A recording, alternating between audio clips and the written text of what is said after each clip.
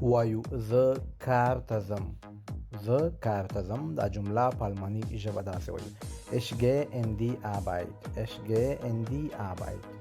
که وایو زه په کار کې یم، زه په کار کې یم دا جمله په آلماني ژبه داسې وایو: Ich bin in der Arbeit. Ich bin in der Arbeit.